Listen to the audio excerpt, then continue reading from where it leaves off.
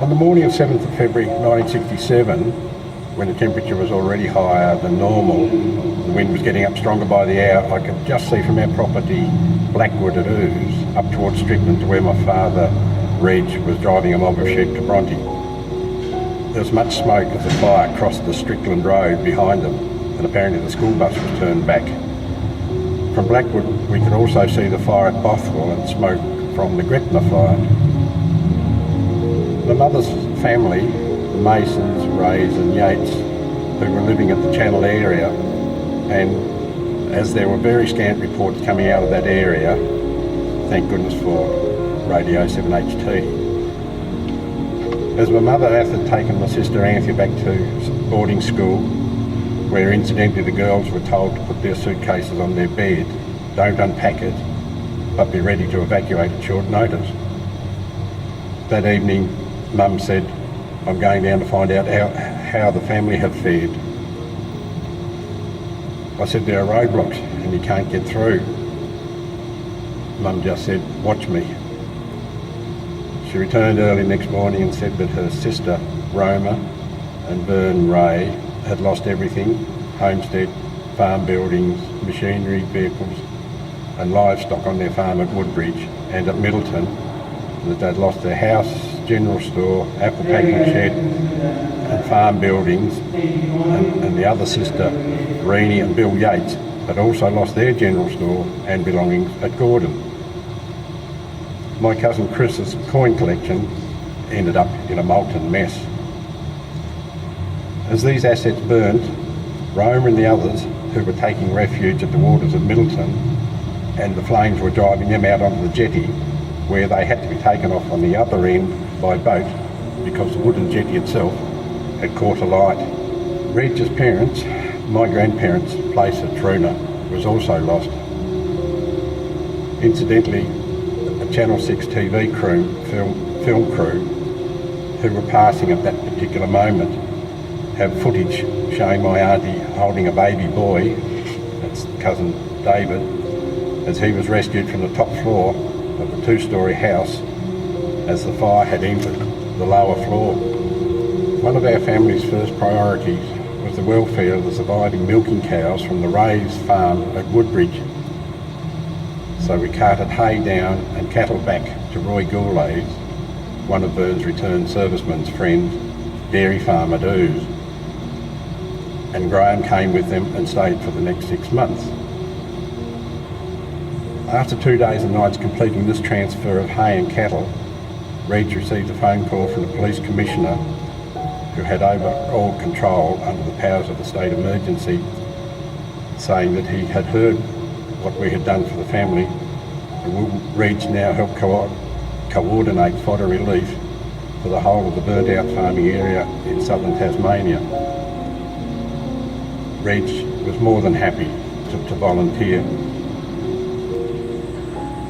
Donations of hay were being trucked into the burnt out areas, but some order was needed for the fair distribution to the hundreds of desperate farmers to feed their starving stock.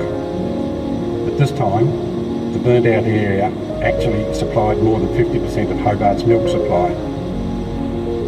Reg coordinated, with the help of others, the distribution of the available fodder fairly and evenly through the various regional depots for the Department of Agriculture's Central Emergency Stock Control Committee. This worked well while the donations of hay were forthcoming.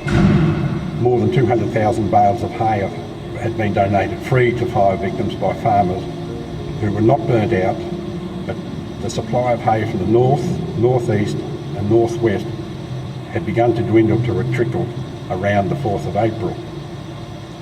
On the 16th of March, a public meeting held at Margate elected a voluntary committee of 6 people: Reg Chopping, Les Gabriel, Michael Hodgman MLC, Vern Ray, Tom Wilson and Bill Bylet, with Reg as the chairman, and their job was to further assist with the collection and distribution of the hay in Kingborough.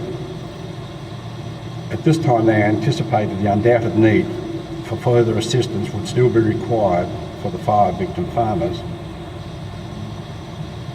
Now, quoting from Reg's memoirs, the official government policy stated As it was 10 weeks since the fire, things were back to normal on the farms, so relief was no longer required. Reg says the fire was on the 7th of February and it was now May the 1st, and there had not been one blade of new grass grown on that burnt ground. Hobart had just recorded its driest 4 months since 1840. The 40,000 sheep and 2,000 cattle which had been sent away on agistment to the northern parts of the state were returning to their home properties, but the whole state had been without rain for many months, and property which had been running stock on agistment, mostly without charge I might add, were themselves short of feed. But then how do farmers who had had their income slashed, some even without homes, living in tents or makeshift sheds or caravans, there were hundreds of caravans pulled in as temporary housing, how do these people keep their animals alive? The Kingborough Committee usually met on a Sunday evening, and this time authorised the chairman to organise a publicity campaign involving the Mercury, state government deputation to federal government, which did result in only days later an announcement of federal financial aid of $440,000 being made. The fodder relief operation had to try to become commercial, but was definitely not for profit. A survey of the remaining hay stocks in the state learned that more hay could be released to fire farmers if the farmers who owned it were reimbursed the cost of baling and carting it to the storage and to the railway. The reimbursement price would be an average of 50 cents per bale of hay, 25 cents per bale of straw, on a potluck basis of quality and weight. Some hay was still being donated with permission to sell that hay as well at the concessional price of 50 cents per bale, half of the going rate, to create a provident fund to provide fodder to the very destitute farmers and to offset any further future price rise that might have occurred. This was agreed to at a second public meeting held in Margate on the 10th of May. These arrangements were to continue for the fire victims to keep their breeding stock alive until rains fell and pasture growth was re-established. The Kingborough Committee started operations of receiving and redistributing hay rations from King's Pier on the 12th of May.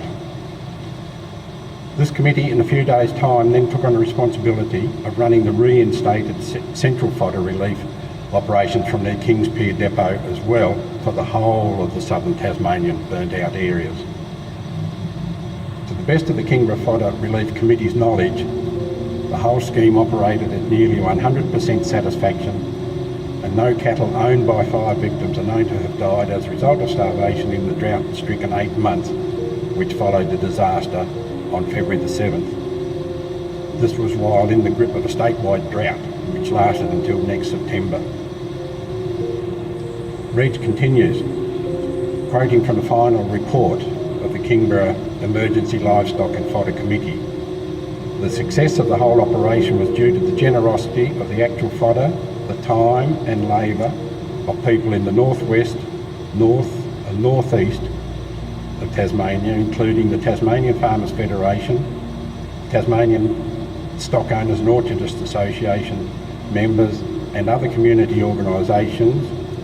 The Lions donated $10,000. The cooperation from the Railways Department for carting the hay, the control of prisons for labour, Robert Stewart's company and A.G. Webster and Wool Growers Limited for the loan of tractors to drive the bale used for rebaling the broken bales with a donated baling twine held at the King's Pier.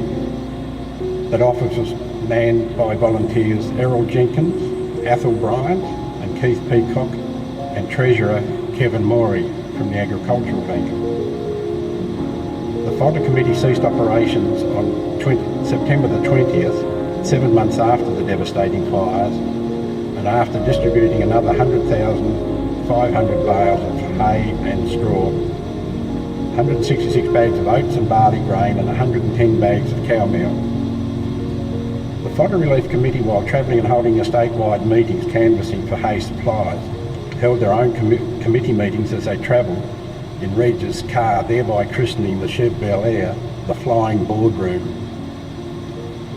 Extraordinary supplementary measures took place during this time, including using prisoners at Kings Pier to unload the hay off the rail trucks and into the shed on Kings Pier, and then for reloading each farm truck, ute or car boot with their individual allocated quota of feed.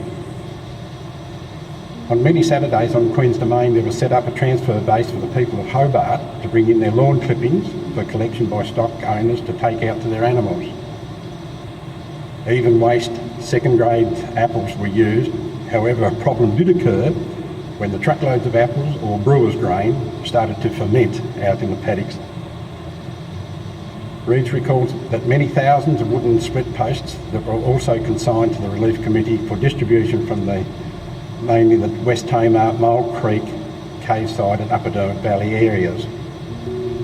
Because the autumn rains did not come as usual, the fodder relief had to continue all of the autumn and all of the winter until spring growth started.